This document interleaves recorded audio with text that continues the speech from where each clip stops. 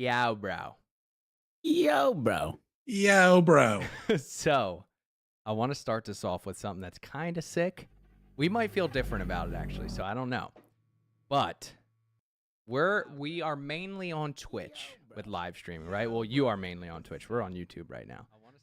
But Markstrom TV is mainly on twitch.tv. Yo, bro. Yeah. We've done some dabbling. Did you know that Kick just unveiled their phase 2 of their creator incentive program? And I also hear, oh, I got to mute Abe's camera. Sorry about that. I heard our stream. So, did you know that Kick unveiled phase 2 of their incentive platform?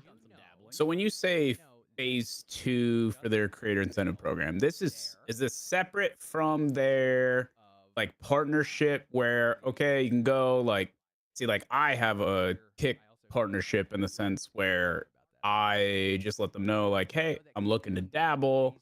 This is my Twitch stream. And I do this for a living, blah, blah, blah. And they realize, okay, this person's a creator. They're killing it on Twitch. Here's your subscriber button on Kick, right? So is it different than just a 95/5 split for sub and whatever ads they do in the future? Or is this the program where they are, which I've seen discussed quite a bit, where they actually pay people for the hours that they stream? Well, that's a great freaking question because I didn't know that existed. So if that exists, I would like to hear about it. Because if people just get paid to stream, even if they're getting no viewers, is that what you're saying? Yeah. Is that a thing? Well, it's not that they get no viewers. It's that it's supposed to be quite exclusive in the sense where you're already killing it, right? Like to be accepted for this, you're already, these are the requirements and you are going to receive a wage while you stream, because ultimately, like the biggest thing for Kick is they have to build out the middle. And that's where like a lot of these other competitors have failed in the past, like Mixer, where they're just buying up the top, and that's no way to drive meaningful traffic and to change people's habits. It's only meaningful for those like bigger communities, which may or may not follow to begin with. The level of loyalty that people have to the biggest creators is going to be less so than the level of loyalty people have to a mid-sized creator. That's just the way that it is. They're more tight knit communities. There's more interaction between the creator and the viewer. It's a different relationship, right? Are And you're saying buying the top people? So like say a Ninja or a exactly a Ross or any Ninja, of those guys. Ninja, Well, Shroud. right. Yep. When you buy them and they go to a platform, are you saying that's not like a good play for populating a new Didn't work service? for Mixer. Historically, it's definitely not a good play. I'd like to do a dive in on that whole situation. It was a great play for them. I mean, For Ninja. For any of those creators Yeah. that signed 2 years contracts, because they only had to go over to Mixer for 1 year. They got their full payout, and then they come back and signed another exclusive contract with Twitch back on their main platform. Crazy. Secured the bag. Yeah, they're triple dipping. Good for them. I mean, it worked out nice. However, it didn't work out nice for Mixer.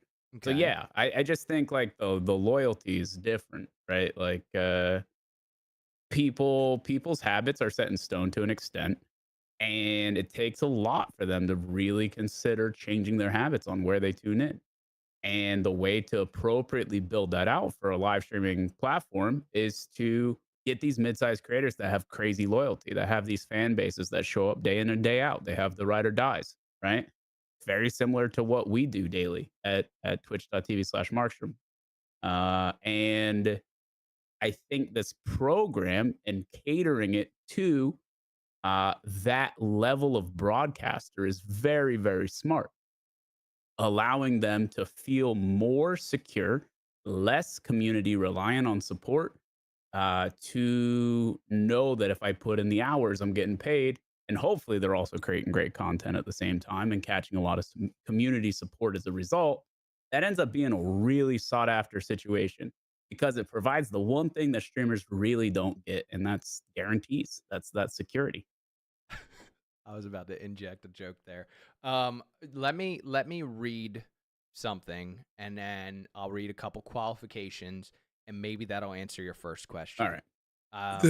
If you're reading the notes, Slum, just one quick comment. I didn't put the stuff that Mark's talking about in there, which is the actual hourly rate, which this is that program. So is just to there? be That's clear. what I thought. This is the Yeah. program. This is Correct. Okay, All right, cool. so let me I have it up on the screen right now if you want to read that. Let me do. Hold on, don't read that yet. I'm gonna write the qualifications, and then we'll read what Abe's got. Sure. So the qualifications for just chatting, IRL, and gaming are 30-day average CCV. Can you explain what CCV is for me? Concurrent viewership. Concurrent viewership, -99. Okay. Average subscriptions per 30 days, 197. Okay. Direct subscriptions, 57 out of the 197. Yep. Unique chatters per 30 days, 495. That's interesting. Stream hours per 30 days, 76. And followers, 1,596. Now, Abe, what do you got with the hourly? What can you get paid?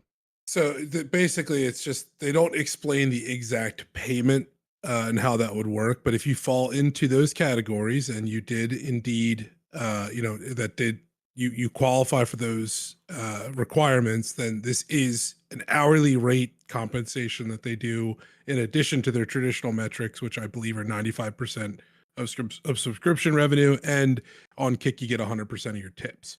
So they have 33 creators that they're testing this incentive program with. That was phase 1. Now they're expanding it to phase 2. Okay. So what I've seen floated around was like between $15 and $20 an hour.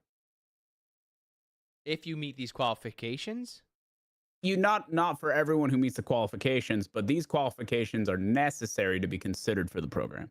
Yeah. Okay. And it's like 30 some people for each of these phases. So you meet these qualifications. Yep. And Which, these in my opinion, qualifications- are incredibly reasonable for anyone who's even coming close to doing this full time. I mean, even those numbers is like a lot. If you were only doing those numbers, you're still part time. And so I think that it's even more meaningful because this is really bridging the gap between someone who might have to be part time and someone who could actually be full time. So I That think is that they're kind of interesting. on the money here with where those lie. Like, I'm pretty impressed at where they landed. How are they doing? Who owns Kick? So Kick is owned and ran by Stake, which is Oh, yeah, that's which how is they're doing this. unregulated gambling. Oh my gosh. I was about Which to is say. why the entire program works, right? And that's why they can continue to run Kick at a loss for forever, Yeah. because it's ultimately just an advertisement for Stake, because they allow gambling through their own unregulated site. So it doesn't matter if it loses money in perpetuity. It's a great option for some creators. I think if you're a brand new creator, it makes a lot of sense to test the waters as much as you can over there, because the opportunity is high, the saturation is low. Obviously, that comes with lower overall viewership for the platform versus Twitch, but habits are changing, and they have an incredible amount of online users these days. Like the amount of signups that have come through the pipe, especially since XQC's contract signed for $100 million. Like, it has been explosive and exponential. It's really impressive. Maybe Abe can find the number of signups they have for the website now. And I think it's approaching, like, I think they just hit 25 mil, but don't quote me. Sheesh.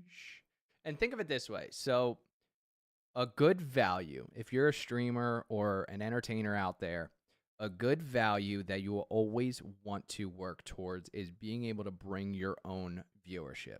So a benefit to any of these platforms is like, yes, we have viewership that people can funnel in and find you. Absolutely. That's awesome. And that's a value they give to you. As a business owner, as a streamer, as an influencer, you will be able to negotiate much better plays. You will be able to earn more money. You'll be able to get into more rooms if you're bringing viewers. And I know that's hard. Obviously, it's all freaking hard. But if you can get to a place where you can say, even if you weren't bringing in any viewers to me, I already have an insane viewership that'll follow me. That is ultimate freedom right there. And that should always be something you're gunning towards. You should never necessarily be like, Twitch, you're not handing me viewers, or Kick, you're not handing me viewers.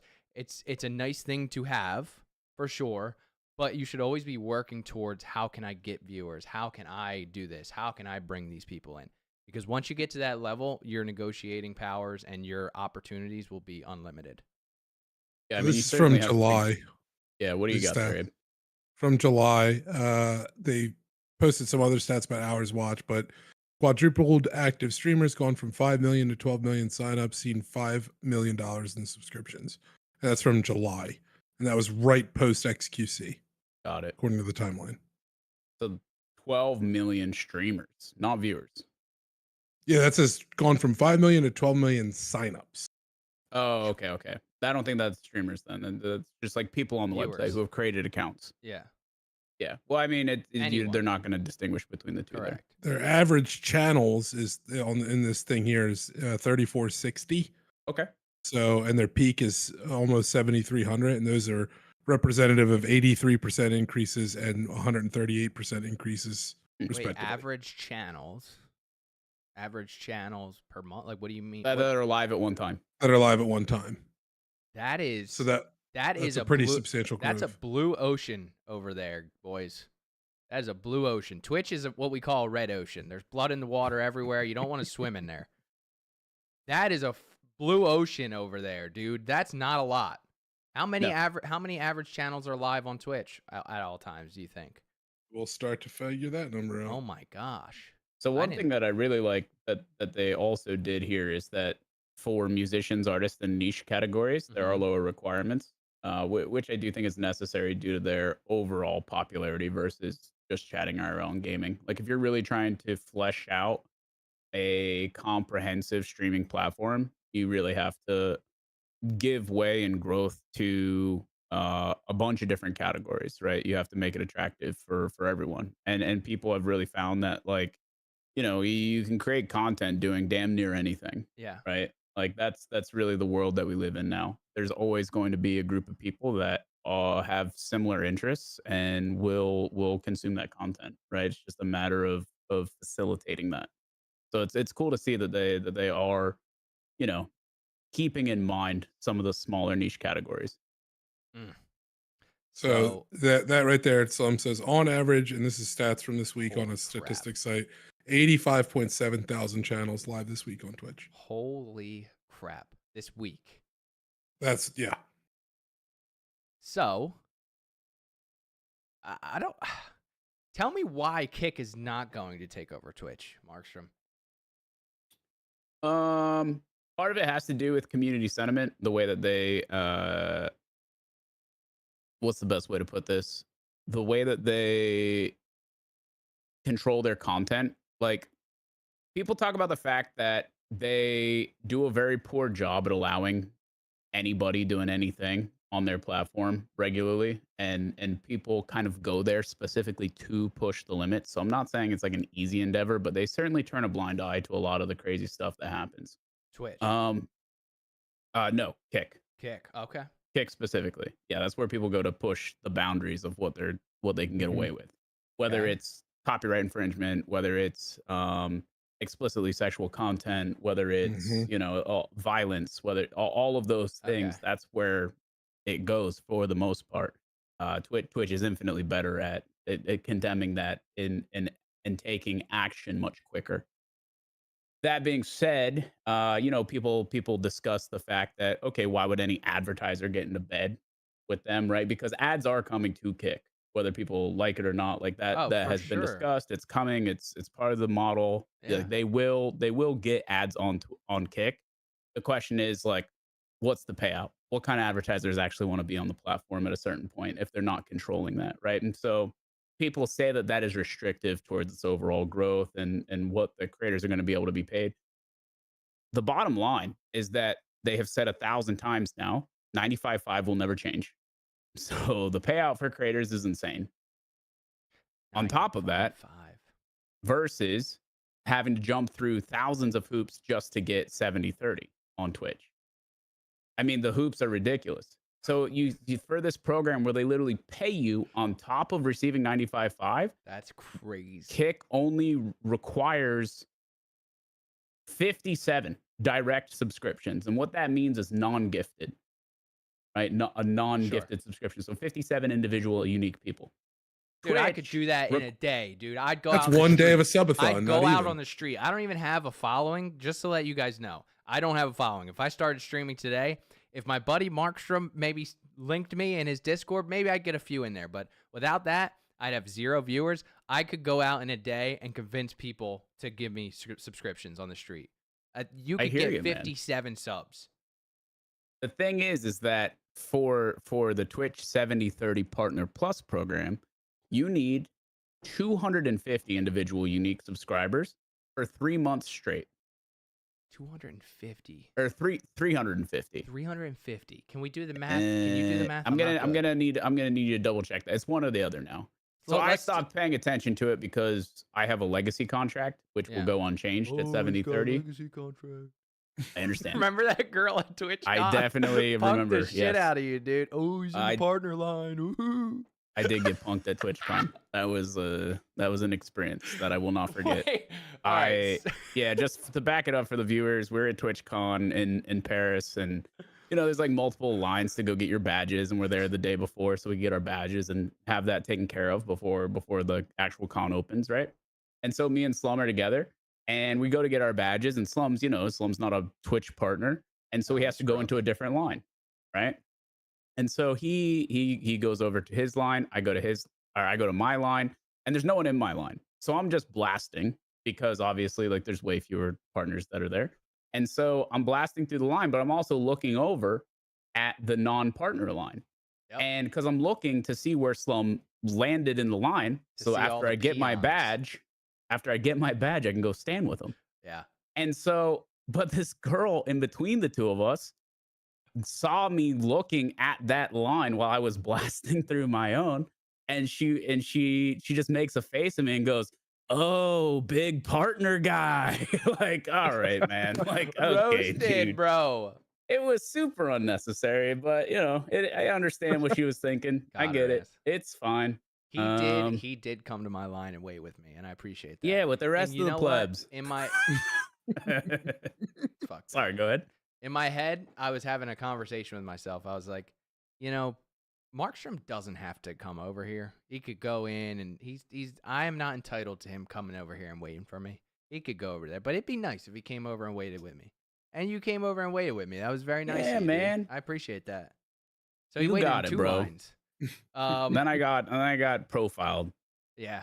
Well, That's it is what it is, dude. That's life. Eat the rich. So you said 250, 2 or 350. Let's go 250. Abe, do you mind breaking out a calculator for me? I'd like to do some quick math. Yeah. I'd use my phone, but not only is that 250 unique subscribers, but they do not count Twitch Primes either towards this. That's all right. And when it first came out, they also didn't count tier 2 or tier 3. Even though the person's paying 2 or 5 times as much a month. You earned an even more loyal subscriber, but we don't care. They have now reneged on that. They've gone back, and they do count tier 2 and tier 3 as more now for their individual unique. Because they realized, of course, people are just going to make additional accounts. Why not just let them get 5 and 1 without having to make another bullshit email? You know what I mean? Yep. I do know. But then on top of that, the even crazier part of all of this is if you were just a partner and you didn't have 70/30, you just make a bunch of Amazon Prime accounts and you pay for yourself for all of those accounts so that you hit the individual unique subscribers, and you still come out way ahead because now you're making 70/30. Wait, hold on. Wait. Whatever pyramid scheme you just laid out, I lost it. So can you say that again? If you just went and made whatever the remainder is between you and the 250 or 350, so let's say it's 50 individual accounts and sub to yourself and paid for them all, you have to pay 50 subscriptions to Amazon Prime. It's $120 a year. No. It's $5 to yourself. It has nothing to do with Amazon Prime. It doesn't? What? Oh, Primes don't count towards this to begin with. So you can give. All right, I'm so freaking lost. You're just making Twitch accounts. Okay. You're just making 50 Twitch accounts and subscribing to yourself. Paying $5. It's not a Prime sub. Correct. Okay. Yeah. The Primes don't count. Do Amazon Prime members get a Prime sub on Twitch? No. Okay. All right. Good. About to be like. Okay. All right. So what's the split without 70/30? 50/50. The scrub split 50/50. And now also primes are not 70-30 for me anymore. They used to be. Now they're just 50-50. Dude, Yep. I know. what kind of world are we I living understand. But the point is that people can self-subscribe with a bunch of fake accounts and still come out ahead because now they're receiving 70-30. Oh, I see what you're saying now. Yeah. I see what you're saying. Yeah, you just force yourself to 70-30 and you're still coming out ahead. I like the way you think. You do it for 3 months and then you have it for a whole year. It's actually a net neutral. Exact. I just did the math on that at 250. Damn, dude. And if you were 50 It's subs net off, neutral like for those 3 months, but for the other 9 months of the year, you're yeah, golden. They well, yeah, busted, exactly. They busted Markstrom's attic, dude, for letting that secret out. FBI open up. We got him. All right, so Abe, are you ready for calculations? I'm ready for math. Let's go. So let's say 250. Mhm. So 250 subs equal at your 50% is how much? $625. How much is At it? $5 a sub, it would be $625. So then you divide that in half, correct? No, so I'm sorry, it's $1250 total, but $625 is the divided in half. Okay. So at that milestone, basically, you're making about, what was it, $600 a month? $625, yeah. That's So $600 pretty a good, month. dude. That's pretty good, and you're getting the swing of it, and then you're about to unlock more. I think that's a good. It's $350 for clarity. $350 what? $350 a month? No, it's at least 350 reoccurring paid subscriptions. This is the Okay, number, not so 250. then at that, I'll do the math real quick. So that's what you're making. Abe is about to say what you're making before you hit this milestone on Kick is what I think we're going for, or Twitch. Sorry, On Twitch, yeah. So at that number, Yeah. right, at a 50% cut, so let's say you're just shy of getting the 70-30, you're making $875. Okay, so your job is paying you $875 a month, and you have to get there before you can even get a better split. Kick is saying all you need is 57 a month, basically. And then we'll take care of you even more. Yep. And in that exact situation, even if you're partnered, you're making $1,200 a month essentially at the 70% rate. But if you took that, I'm assuming Kick subscription is also $5 a month. I know how that works. Yeah, I thought so. So then if we do the same thing on Kick, you're getting $1,600, almost $1,700 a month. I like it, dude. I like. So you're getting like $500 more a month. I like competition.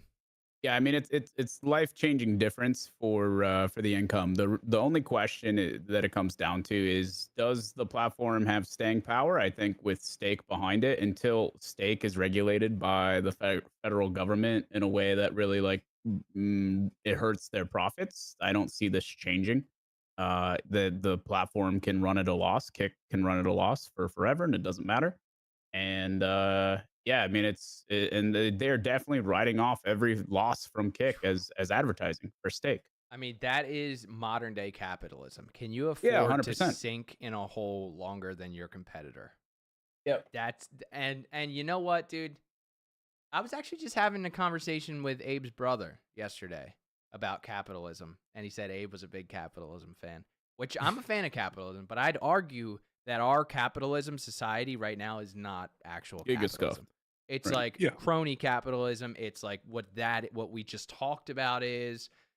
It's very interesting. And that's how Amazon started too. It's just like beat out everyone, take a loss for so long, and now we cornered the market.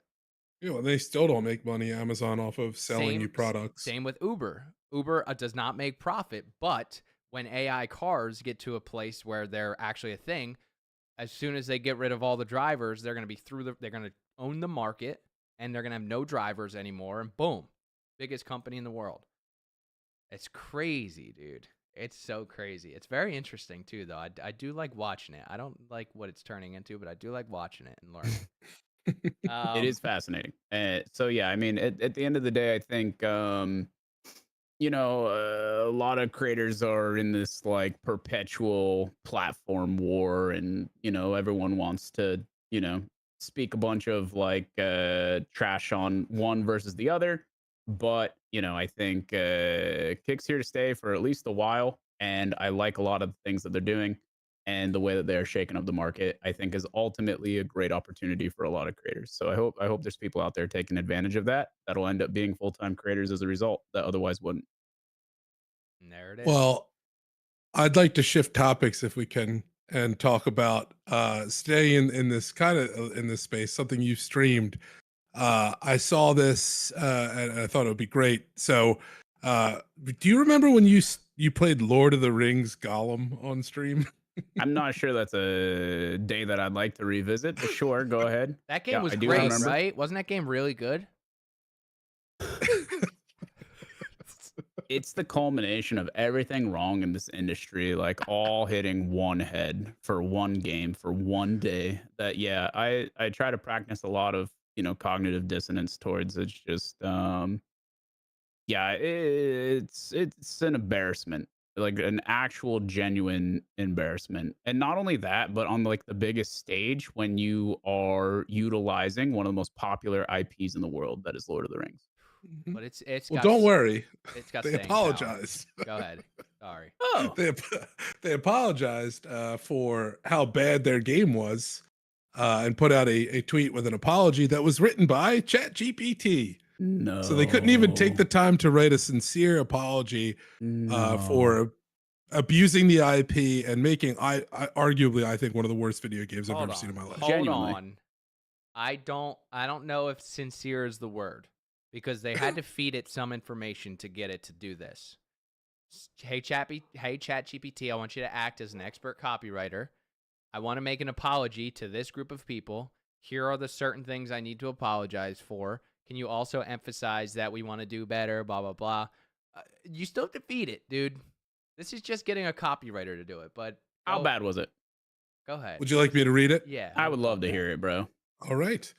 Dear players, we would like to sincerely apologize for the underwhelming experience many of you had with the Lord of the Rings Gollum upon its release. We acknowledge and deeply regret that the game did not meet the expectations we set for ourselves or for our dedicated community. Please accept our sincere apologies for any disappointment this may have caused. Our goal as a studio, and as passionate The Lord of the Rings fans, has always been to tell a compelling and immersive story-driven adventure. Crafting a story with Middle-earth as our playground has been the greatest honor and the biggest challenge we have faced so far. At Daedalic, we understand that a game's success relies on the enjoyment and satisfaction of its players. We genuinely value your feedback and have been actively listening to your voices, reading your comments, I hope they didn't read them too hard, and analyzing the constructive criticism and suggestions that you have provided. Our development team has been working diligently to address the bugs and technical issues many of you experienced. We are committed to providing you with patches that will allow you to enjoy the game to its fullest potential. Once again, we deeply apologize for any inconvenience caused, and we appreciate your understanding during this time. We will continue to keep you updated on our progress and provide transparent communication regarding the upcoming patches and improvements. Your passion and dedication as players have been the driving force behind our determination to make things right. Thank you for your support. Sincerely, Daedalic Entertainment. So I think that that's like a fine message. It doesn't really have any ChatGPT wonkiness to it. Not really. I think it's, and it definitely captures a lot of things that needed to be said. Mhm. And from a professional standpoint, aside from, hey, we made an absolutely flaming piece of garbage. What prompted people to say that this was ChatGPT, or like, where does like the source come from on this? So a lot of the people are doing is essentially using ChatGPT themselves and putting in prompts and getting essentially identical messages. I And see, it's I been see. in the chain of replies on the tweet and stuff here. Can you click one and I want to see what their prompt is. We don't see the prompt. Subject: if apology we- for the poor launch of the Lord of the Rings. But we don't see Gollum. the prompt. We only see I believe that's their No, that's their not prompt. the prompt. That's write me That's an not- email. What do they So got over here? nope, Nope. that's not the prompt. These are Nope. just responses. So here's what I'm saying. This is not too different than every company. They Yeah, of all have course not. copywriters, which are basically ChatGPT now. You still have to feed it. If you just said, write me an apology letter, it would not come out with what you just No, read. They it'd be fed terrible. it a lot of stuff. And just because Yeah. they got ChatGPT to make it sound good, I have no qualms with that whatsoever, dude. Yeah, no. And all these No, I people don't in think it chat, detracts. yeah. I just don't think it detracts from like the sincerity of the message. Yeah, me Like, neither. it only honestly, it means that they cared enough to like try and make it sound good. Yeah. You know what I mean? So like I understand like why there would be an outrage, like, oh, they couldn't even do this themselves. Like, I get that, but it's not applicable here in any way, in my opinion. No, you guys think they have a copywriter? They don't even have a game developer. Like, and all these people in chat, like, you guys are probably all fucking hypocrites. Like, you guys aren't using ChatGPT every chance you get, but they're Well, calling they out this honestly, company. they probably should be. You know what I mean? Like Exactly. that's the difference. Is yeah, I don't know. I think this is fine. My understanding was that this they instantly shut down the studio that created the game. So the fact that they're even working on patching this absolute abomination is news to me, man. Like I that's love it. incredible. I It's love it, dude. unfixable. No, it's not. absolute. It is truly No, it is. unfixable, and it needs to be taken behind the woodshed. That's No, it. It's over. dude. It's over. No, bro. Yes, it's all over, man. And honestly, like we put out some short form content for like our experience, and it is genuinely it is the laziest thing I've ever seen created.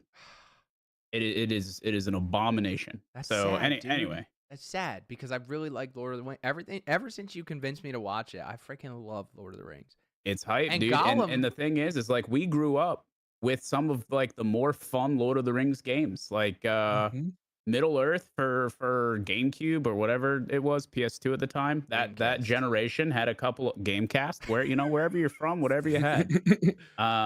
There were some bangers and that we really enjoyed and like held near and dear. And honestly, like Shadow of Mordor, Fire, like those games were solid. They had an MMO that was very successful too, Lord of the Rings Yeah. Online. Yeah, Lotro was definitely had its time in the sun. Maybe not so much in 2023, but yeah, I just think like to take that IP and then do what they did to it is just yeah, it's unfortunate. And again, I think it's like really reflective of the gaming industry and what devs think that they can get away with these days. And that's the part that like incenses me the most. So Was it a pay? Did you have to buy it?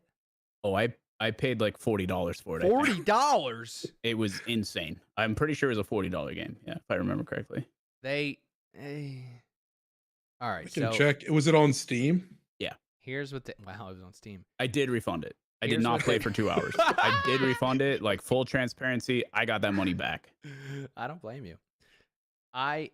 So you said they made good games back in the day. That's awesome. Do you think they thought it was going to be one of those, or do you think they thought it was like promo or something? There's no way someone had like the normal amount of like the average range of brain cells and played that game or even looked at it and thought this will be well received. That's how bad it was. It is a $50 game on Steam. $50. There you go. 60 if you buy the collector's edition. What do you get with the collector's edition? There's You just get no some soundtracks and emote packs. They probably don't work, but you get It's emote shameless, packs. dude. It is shameless. That's messed up. That's where we're at, dude. man. That's where we're at. You guys are shitting on the Lord of the Rings legacy. They truly did. Yes. I'm a big legacy guy, and that's not cool. Nope. That is. There's not another cool. game coming out soon, I think, for Lord of the Rings. Something to do with like dwarves. I don't know. I'm Dude, excited for it though. Oh, dude, relax. No, not like the high fantasy dwarves. Relax. You relax. No, I think it'll be good. We'll see though, because again, this is like another like third party developer. It's not a big name. I don't know how it's gonna go. Well, and hopefully they didn't use Unity because all those downloads that got refunded are going to get them charged, whatever hundreds of thousands of dollars a month or whatever that works out to be. But on the topic of Unity, I know we've talked about it a lot on here, but there was some recent news because John Riccitello, the CEO of Unity Technologies, has officially resigned as a result of the pricing scandal.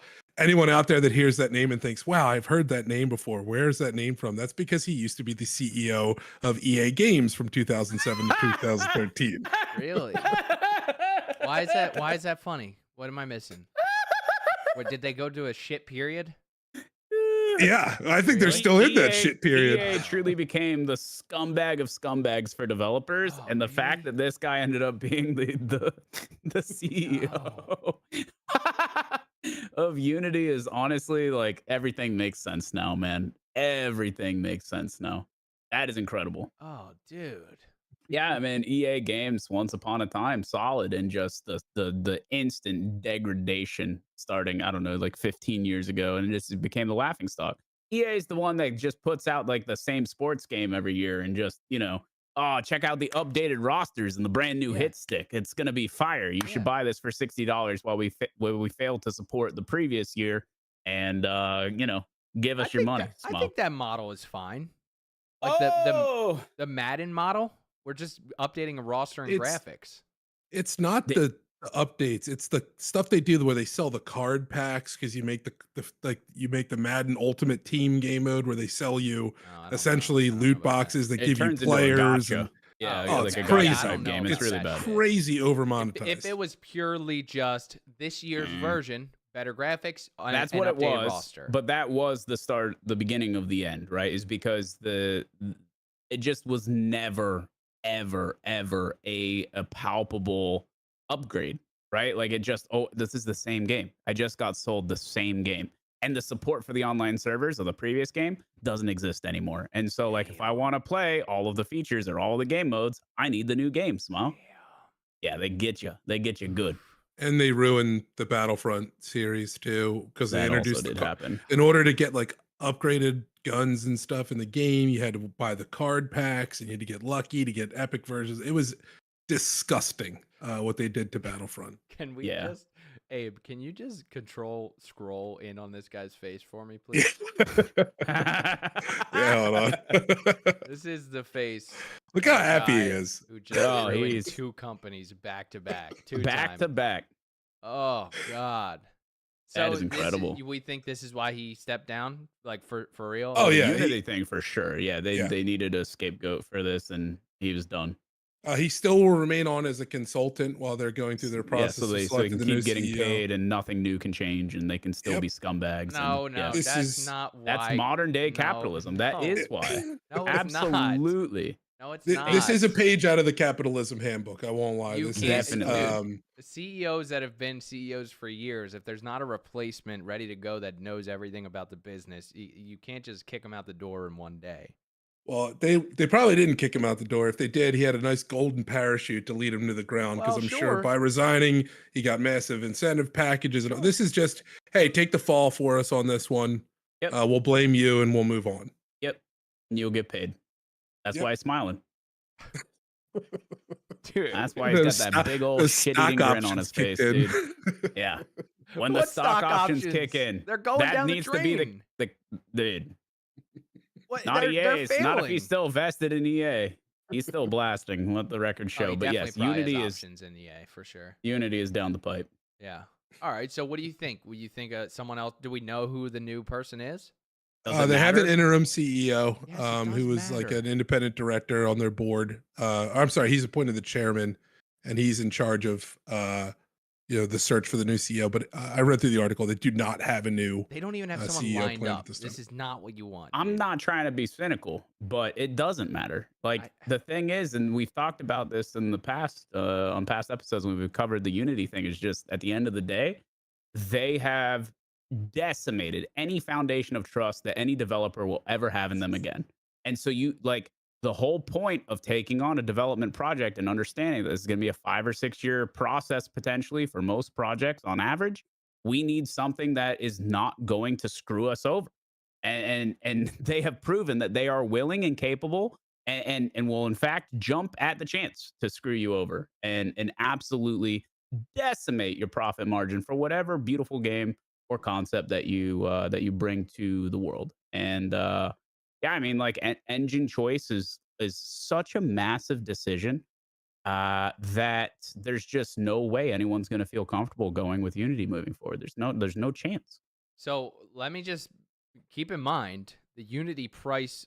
This whole thing still, in my opinion, is still more lucrative than Unreal Engines. If when games hit a certain threshold, if I'm comparing to Unreal and Unity, it looks like Unity you'd still be paying less if they took that download thing out. That thing was weird. But with the price threshold and yeah, even if they flesh out the download part of it, right, to where it's not just like super exploitable. Yeah. At the end of the day, the quality of product, the price doesn't make any sense, and that's really where it comes down to. It's like I think Unreal Engine is doing everything that they can to actually push the envelope when it comes to game development and tech and moving forward. And in an virtual impressive production, finish. Yeah, it's just everything. everything that they're doing I is love Unreal insane. Engine, but Yeah, I'm they're a killing the fan. game over there. But I'm a fan of the redemption arc. So You know, for the sake of gaming and the industry and good games being created, I would love to see it. But at the end of the day, Unity doesn't even make a good platform or a good engine. So you know, it is what it is. They're not going to simultaneously improve the crap out of their engine while making it, you know, profitable to these. You know, they're doing this for a reason. It's because I it's a dying company and they're scrambling for yes, profit margin, correct. right? And so like this is a symptom of a much more necrotic cause. Yeah. You know what I mean? If And they were to brother, it's throw terminal. terminal, there's nothing else you can cut off because it's all bad. It's all bad. If they were to throw one last Hail Mary and be fully transparent with everyone, listen to their people, and also take a page out of Unreal Engine's book with just building. If you signed on a development team, if you signed on a team that was building a game, they have to be sure and they have to be excited about what does 5 years from now look like for this game. What does 5 years look like? Can I still update it? Is it easy to roll out patches? Is it always going to be editable? All this type of stuff. Like, this is a long game for these development companies. And if they don't feel comfortable about that type of stuff, you're screwed. I've heard massive negative feedback towards their willingness to work with certain dev teams, including Battle State games, for the sake of like getting things to a place where it needs to be. Despite that long-term investment in all of their success. And the reason that they're unwilling to put time or effort into it is because they're no longer getting a piece of it. You know what I'm saying? Beyond a certain point. So yeah, it's I don't know, man. It's frustrating. Well, It's frustrating. let's switch gears a little bit. And another topic kind of to go through that I thought was interesting was that there is a new AI machine learning software that is being used to detect human emotion. So essentially, scientists in Korea at the, I believe it's, oh, I'm sorry, this is not Korea. I apologize. This is in the UK, have developed a facial net mapping feature, kind of similar to what we talked about the other week in regards to Meta. And this evaluates and intensifies multiple types of facial expressions, and it does it all simultaneously. And it actually, they've reported it does things like their algorithms will detect what percentage happy or sad or mad someone is based off their facial expressions. How did they train this model with the English being so reserved? You know what I mean? Like, I feel like if there's one key demographic you don't want to use for like expressive, you know, faces, I feel like, I don't know, the UK doesn't come to mind immediately. You That's probably should use my wife. Yeah, I mean, this is interesting.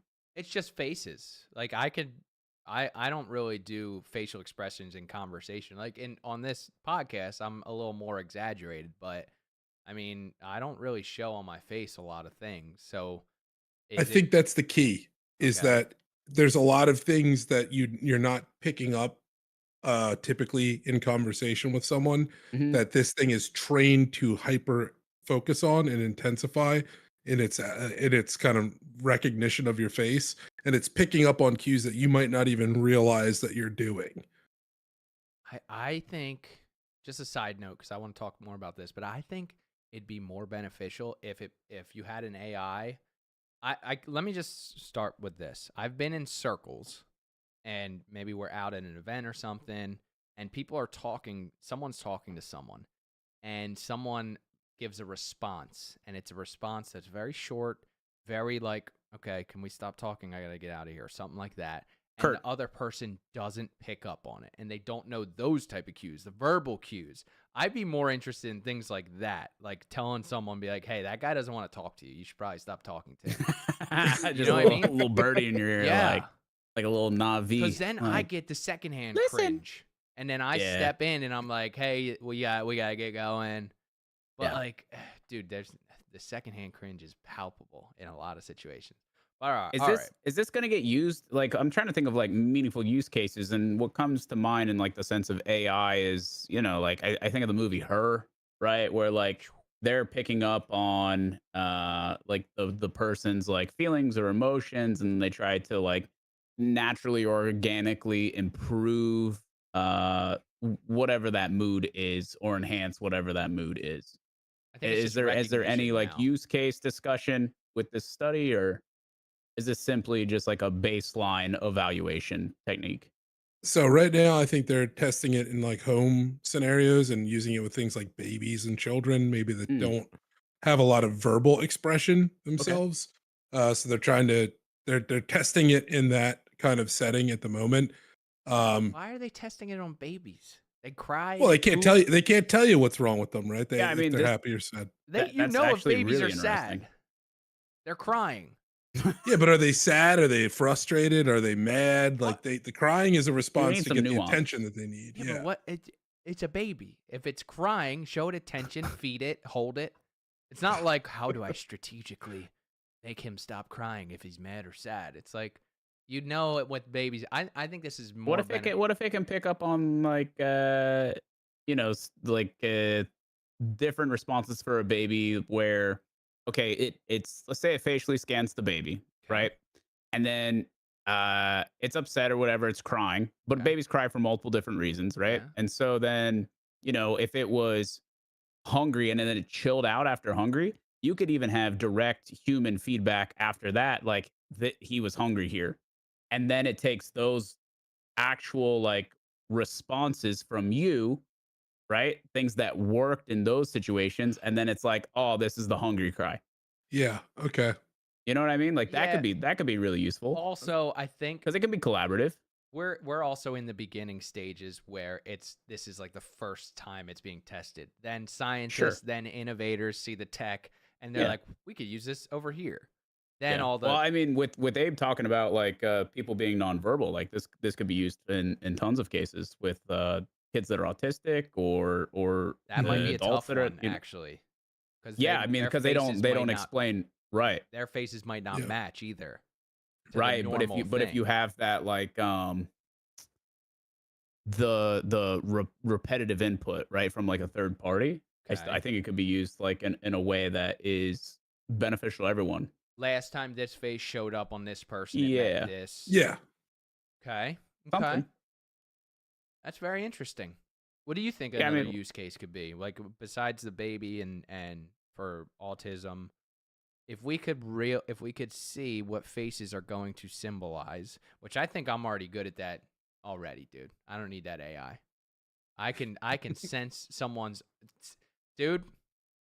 I'll tell you what. Slum's getting yoinked out of the room by by the other slum. Like, I don't know if this guy was really feeling that conversation. I swear, I'm the guy. I know. Nah, he was Well, feeling it. I promise. Dude, I've had that conversation with Tub so many times. Yeah. Like, no, dude, did you not like pick up what his body language or what that person was saying? Like, you not get it? Do you feel like that too? Can you see that? Is it very obvious? Yeah, for you it's in emotional situations? awareness. Yeah, of course. It's emotional awareness. Is it just emotional awareness? Because like, there's body language, there's face. I mean, it's being observational, right? It's being able to process that in the moment while holding a conversation, and you know what I mean. I think some of it is innate, and some of it is learned. You know, I think it's a little bit of both. Maybe I guess dude, I feel like it is my sixth sense, dude. Yeah. I always tell Trish, It's I'm good. like, I feel like I have superpowers sometimes, like with that Well, stuff. I think you're a people person very naturally. Thanks, man. But I maybe appreciate maybe that's where this comes into play then, because there are probably people that lack those skills. Yeah, for They sure. And sure think do. about some of the other stuff we've talked about in the past too, like the contact lenses that have the HUD in them. Right. This could If be you work something these like two that. systems together, you're walking around. Maybe it could help detect aggression on people and things like that to help you traverse the streets safer and different things. Like Well, just even more like think of the application. opposite way too. Like instead of us trying to understand the feelings of someone who's autistic, someone who's autistic feeling being able to understand our feelings, right? Mhm. Because oftentimes there's like interesting. that massive disconnect, right? Where it's like they don't understand social cues very well, and so if this was feeding them the information, they could take everything literally. That would be super helpful in their day to day. What is that? That's Is that interesting. Asperger's, right? That's Asperger's that you're referring to, I I'm think. not going to pretend to know. It's maybe something along those lines. I think of the I watched a show that was pretty solid that I definitely recommend about Love is autism. Blind. No. No, there is a love. Some of them might show be for on the autism. spectrum for clarity. sure. Yes, I understand Yeah. where the confusion may be. Atypical, I think, is the name of the show. Yes. Very good with show. the kid, Very well the written and boy. an awesome insight to autism. Yeah. There is an autistic dating show too. It's called was- On the Spectrum, I think, or Oh, I Dating see, I on the see. Spectrum. Gotcha. Yeah, I don't And know how I feel it's about Australian. that, to be 100%. I feel like that's a I little. don't like that feels one. a little It's exploitative. a working I don't- title. Yeah, interesting. But yeah, it's Um, about this kid just grows up and he has like a fascination with penguins. And it's about him trying to like figure out life. But the dad is like a very, very, very popular like sitcom dad. Michael, very New Rappaport. Yorker. Rappaport. Yeah. Excellent actor. So Yeah, he's a good comedian. shout out to that too. show. Check it out. Good comedian. Shout out Yeah. Atypical. There you go. So I think we got time for like one more big topic here. Okay. All right. So I want to jump over kind of in the world of finance and software, Okay. and in particular, the situation going on with the FTX scandal and Ooh. Sam Bankman-Fried. Yep. I thought So- you were gonna say the AI that's scamming Slummy behind the scenes. Well, maybe it was in league with FTX Okay. because so they're Who they're wrote in that trial software, right Slum? now. I don't know, dude. Good. They're in trial right now. The trial against Sam Bankman-Fried for multiple counts of fraud, wire Mhm. fraud, a bunch of other things.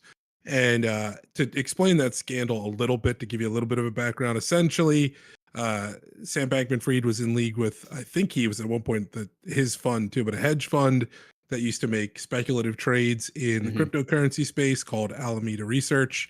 And essentially, they were funneling money from client accounts at FTX into Right. Alameda, losing it on speculative trades, and then eventually got to the point where the losses were so great that they didn't even have enough client funds to really back up the losses that they had in place, and they had to go bankrupt. So at the trial, the prosecutors did something that's usually not common in trials, and that's they did a code review of the FTX code base, and that's code's pretty hard to understand, so it's usually not good to put in front of a jury of people that aren't software engineers. But in this particular case, they did this because there were two very poignant pieces of code that did two specific things. One added a flag called allow negative only to Alameda accounts that gave them essentially unlimited credit limits. So they had they would allow their accounts, not their client accounts, to go exponentially negative to help cover their losses. And then the most damning piece of code, and I actually have the string of code, I could pull it up if we want, but it was about their insurance fund. So their insurance fund was supposed to be the cash that they had available to cover any losses on a daily basis to cover their trading volume. And that number was displayed within FTX's tool, except for the fact that the number was completely randomized. They actually wrote hard-coded a string of code that actually generated a random number based off of trading volume and a couple of multipliers that they just applied to it. That way it would also fluctuate daily to look like it was a real account balance.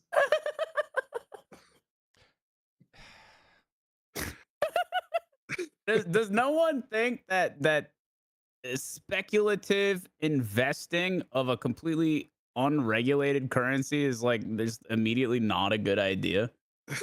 Like, I mean, I understand that the FTX traders were not aware that their funds were being backdoored into this Alameda research group, but holy moly, that's imagine that this ended in disaster. Imagine. Well, I'll tell you what. I think a lot of people knew about this.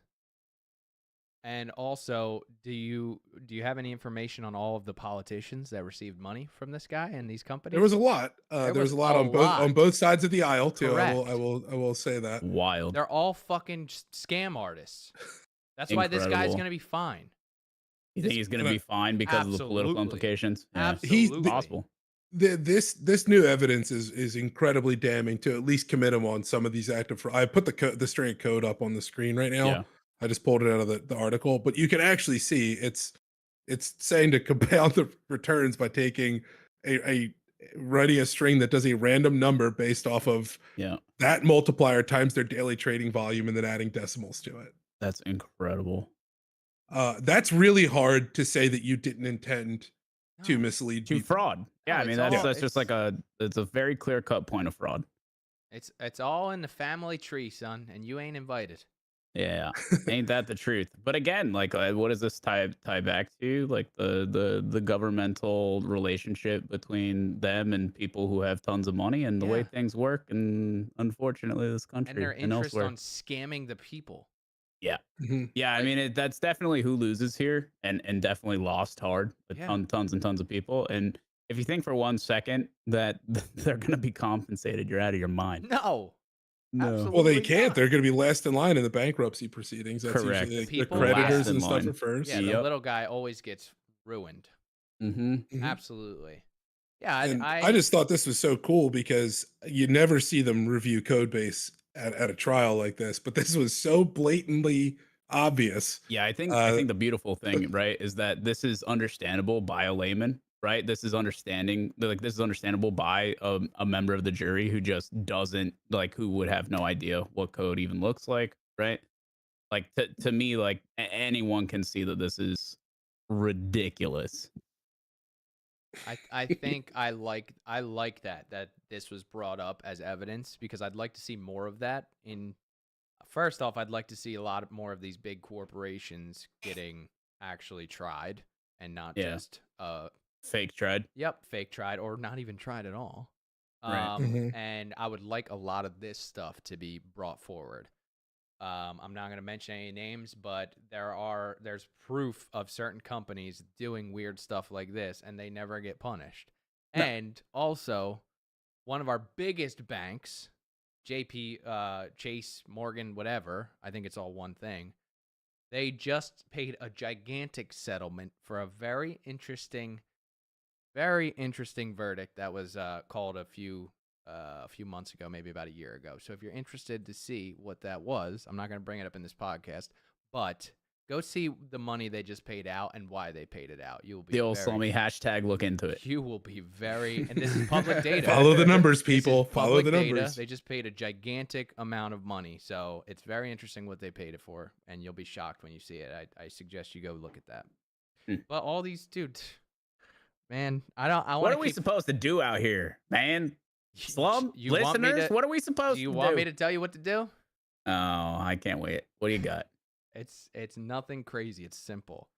It's follow your dreams, have a family, stay positive, work Stay in your hard, lane. work hard, support the people that support you, vote Yeah. with your dollar. Yeah. And that's it, dude.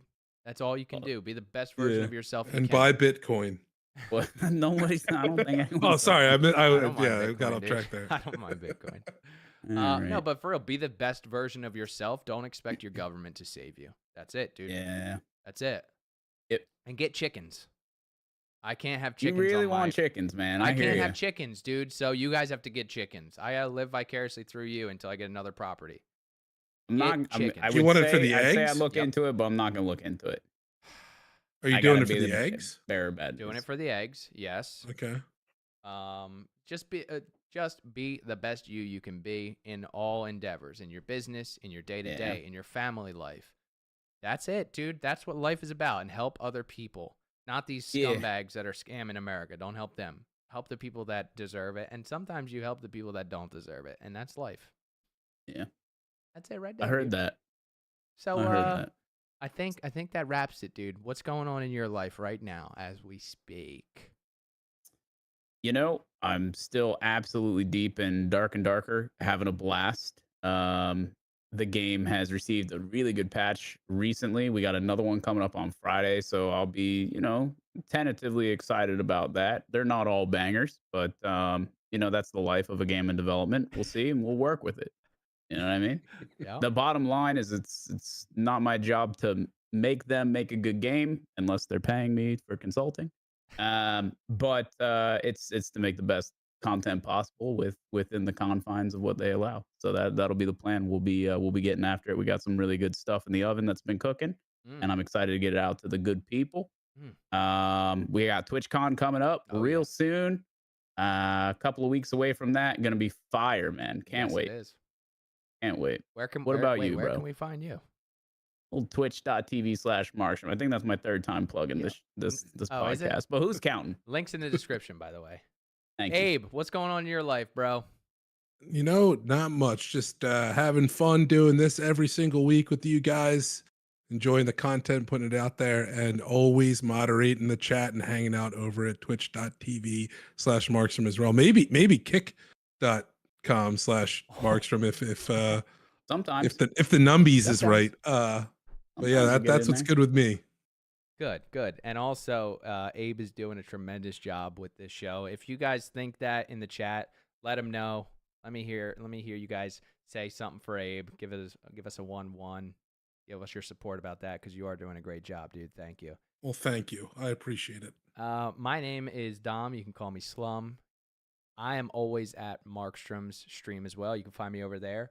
I am the operator of a production company. You can see us at www.lts.media. It stands for License to Shoot, just like James Bond, License to Kill. Other than that, I'm excited for next week's podcast. But if you're tuning in, we appreciate you.